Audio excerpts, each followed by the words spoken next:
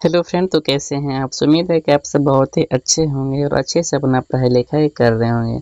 आज हम दूसरा लेक्चर लेकर आए जिसमें कि हम बायोलॉजी के जो भी इम्पोर्टेंट क्वेश्चन है उसको हम देखने वाले हैं। बायोलॉजी का क्वेश्चन जो भी इम्पोर्टेंट है उसको अपलोड कर दिए हैं। यदि आप नहीं देखे हैं तो चैनल पर जाकर आप देख सकते हैं। तो आज हम उसका सेकेंड पार्ट देखने वाले हैं। इसमें भी जो इम्पोर्टेंट जो पूछा गया, जो पूछने की संभावनाएं हैं उसको हम लेके आए हैं। तो वीडियो को शुरू से लेकर लास्ट तक वॉच कीजिएगा और क्वेश्चन के अलावा जो इससे रिलेटेड क्वेश्चन होगा उसको भी हम बताते हुए चलेंगे आपको, ताकि एग्जाम में आपके लिए बेहतर होगा। तो चलते हैं अपने क्वेश्चन की तरफ। तो फर्स्ट नंबर का क्वेश्चन यहाँ पे इस प्रकार है, निम्नलिखित में से कौन सी जीवन प्रक्रिया नहीं है। श्वसन है, प्रजनन है, उत्सर्जन है या पाचन तंत्र है। देखो यहाँ पे आंसर दिया हुआ है, तो इसका मतलब ये मत समझिएगा सर आपको पता नहीं होता इसलिए आप आंसर लिख लेते हैं। इससे पहले जो वीडियो अपलोड किया था उसमें आंसर था नहीं, तो जो पीडीएफ जो प्रोवाइड करते उसमें स्टूडेंट को दिक्कत होता है क्या है कि उसमें आंसर दिया हुआ है नहीं।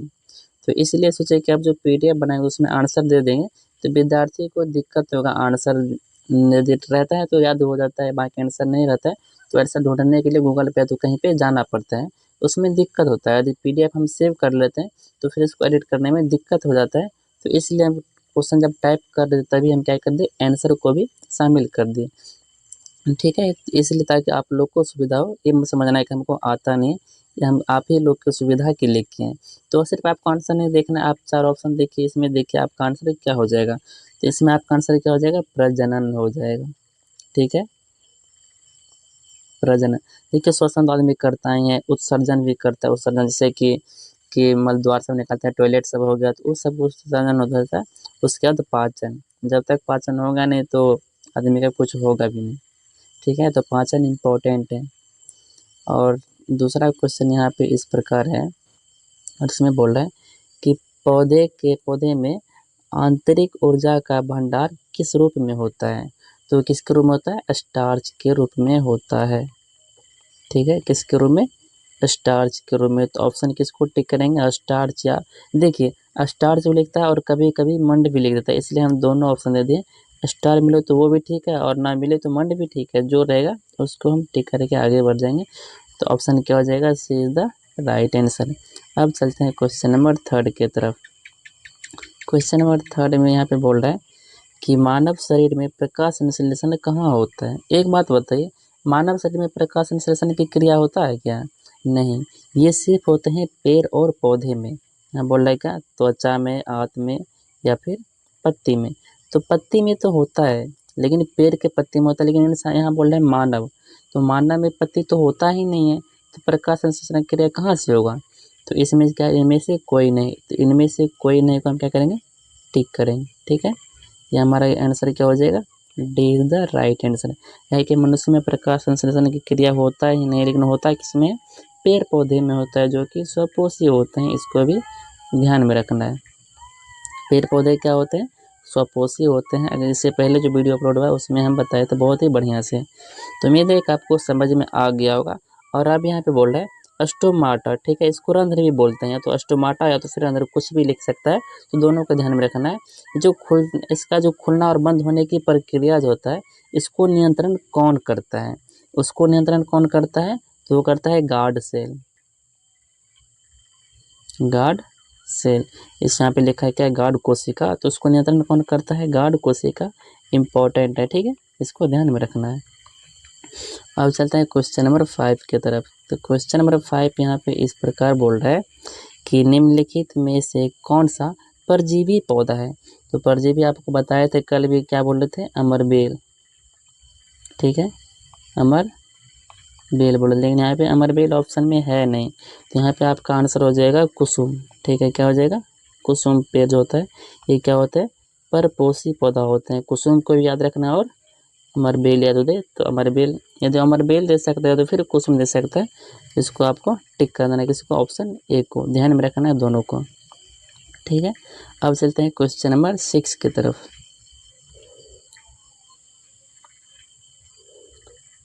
और क्वेश्चन नंबर 6 यहाँ पे बोल रहे हैं कि मानव में पितरस पितरस पाचन तंत्र में किस भाग में डाला जाता है। ठीक है, बोल रहा है अमाशय में, छोटी आंत में, बड़े आंत में या फिर मुख गुहा में। इसको हम ऊपर भी देखे थे, ठीक है ना, जो इससे पहले ऑब्जेक्टिव हम करवाए हैं उसमें भी बताए कहाँ पाया जाता है।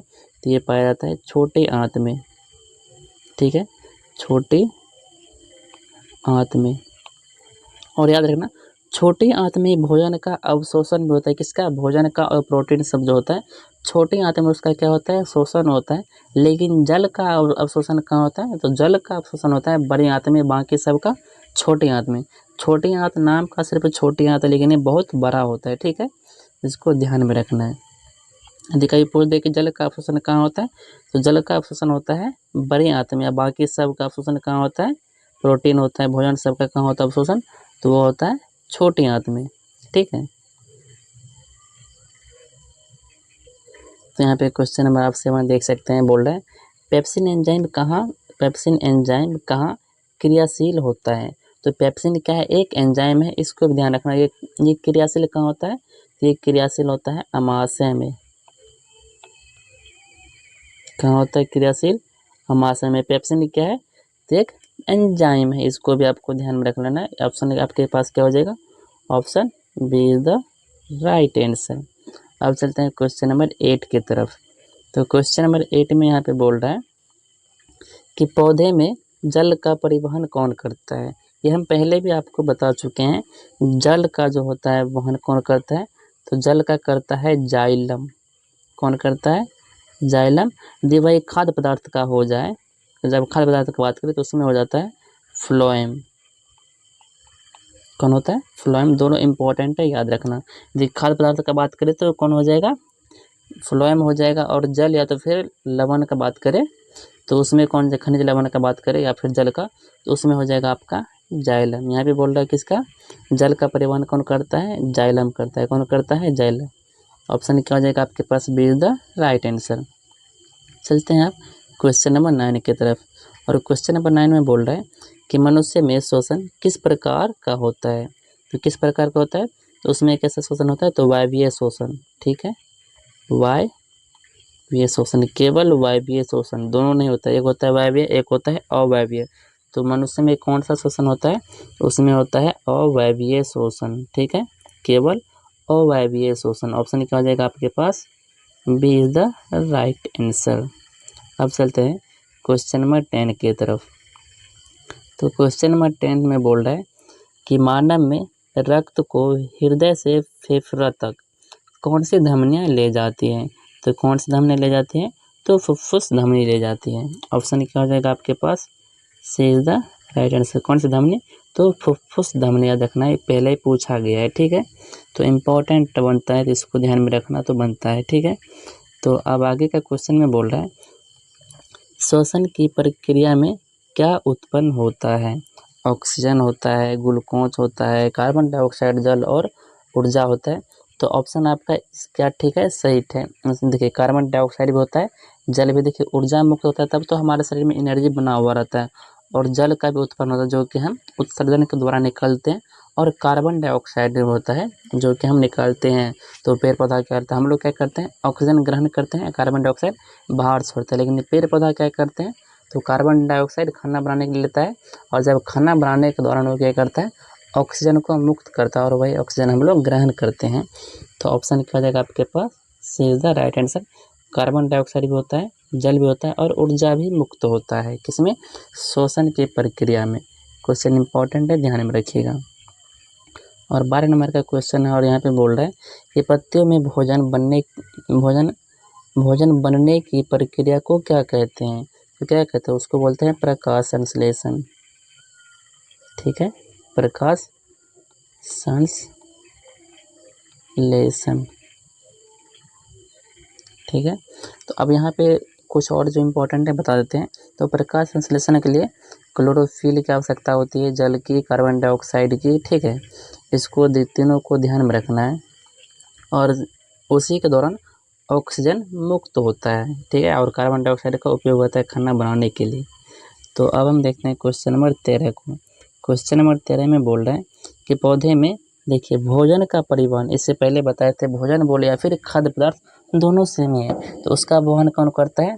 देखिए सबसे पहले जाइलम। जाइलम किसका करता है? जल का या फिर खनिज लवण का। खनिज लवण का बात करें, फिर जल का बात करें तो उसमें जाइलम को टिक करेंगे, और जब भोजन का बात करें तो उसमें हम किसको टिक करेंगे, फ्लोएम को। तो ऑप्शन क्या हो जाएगा आपके पास, B is the right answer. Phloem को हम टिक करके आगे बढ़ जाएंगे। और आगे बोल रहा है कि मनुष्य में रक्त का शुद्धिकरण किस अंग द्वारा किया जाता है। तो रक्त का शुद्धिकरण कौन करता है, तो वृक्क करता है, ठीक है, वृक्क, जिसको इंग्लिश में क्या बोलते हैं, किडनी बोलते हैं। वो रक्त का क्या करता है, शुद्धिकरण करता है। और इसी में वृक्क में ही क्या पाया जाता है, तो वृक्क में ही पाया जाता है, क्या बोलते हैं, इससे ऊपर जो बताए थे आपको उसका क्या नाम है, अच्छा नाम याद आएगा तो हम नीचे आपको बता देंगे। इसी में एक अंग पाया था जो कि इम्पोर्टेंट, हाँ, नेफ्रॉन, ठीक है, नेफ्रॉन।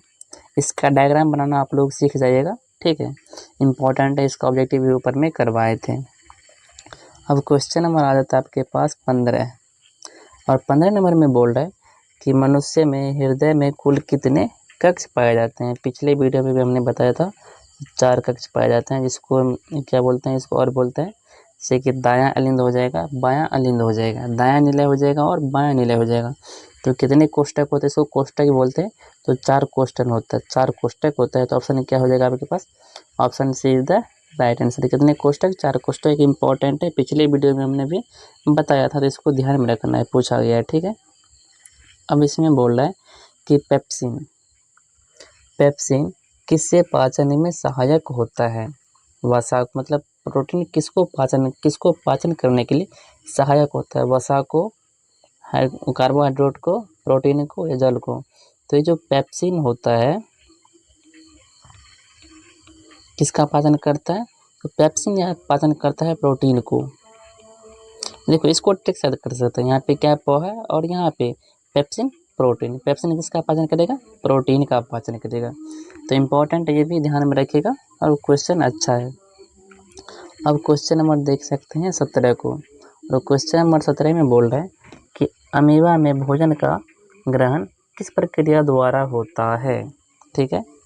तो यहाँ पे इंग्लिश में लिखा हुआ है, इससे पहले जो हम बताए थे आपको पिछले वीडियो में, उसमें बताए थे क्या, कूटपात नहीं, कूटपाद होता है, ठीक है। या तो कूटपाद दे सकता है, या तो फिर आपको एंडोसाइटोसिन दे सकता है, साइटोसिस, ठीक है। तो या तो फिर कूटपाद दे या फिर ये दे, आपको देखना है कि कौन सा है, और उस तरह से आप टिक कर सकते हैं। यहाँ पे इंग्लिश में दिया हुआ है, ठीक है। तो अब चलते हैं क्वेश्चन नंबर 18 की तरफ। तो क्वेश्चन नंबर 18 यहाँ पे लिख रहा है कि निम्न में से कौन सी ग्रंथि अम्ल मतलब HCl को क्या बोलते हैं, हाइड्रोक्लोरिक अम्ल स्रावन करती है। तो हाइड्रोक्लोरिक अम्ल कहाँ से निकलता है, तो वो निकलता है अमाशय से। अमाशय में क्या पाया जाता है, जठर ग्रंथि भी पाया जाता है, जिससे कि 3 प्रकार के रस निकलता है। तो HCl कहाँ से निकलता है, अमाशय से ही निकलता है। इम्पोर्टेंट है, ध्यान में रखिएगा। तो बस आज के लिए इतना था कि जो भी इम्पोर्टेंट क्वेश्चन था उसको हम कवर करा रहे हैं, और इसी तरह से सीरीज मेरा चलता रहेगा। यदि आप लोग नए हैं तो चैनल को सब्सक्राइब करके, वीडियो को लाइक करके दोस्तों में शेयर भी कर दीजिएगा, और हमेशा के लिए इस पर जुड़ जाइएगा। आपको इम्पोर्टेंट ऑब्जेक्टिव कराएंगे जो कि आपको एग्जाम में बहुत ही हेल्पफुल होगा। यदि आप यहाँ से करके जाते हैं, तो एग्जाम हॉल में बैठते हैं, तो वहाँ पे बहुत ज़्यादा क्वेश्चन जो यहाँ से रिलेटेड मिल जाएंगे आपको, ठीक है। जो हम लिख टाइप किए हैं उसको भी ध्यान में रखना है, और उसके एक्स्ट्रा जो फैक्ट बताते रहते हैं उसको भी आपको ध्यान में रखना है। एग्ज़ाम में आपको बहुत ही हेल्पफुल मिलेगा। बस आप अपना पढ़ाई निरंतर चालू रखिए और अच्छे से तैयारी कीजिए, ठीक है। और एग्ज़ाम के लिए टेंशन नहीं लेना, अभी आपके पास टाइम है, और अच्छे से पढ़ाई कीजिए।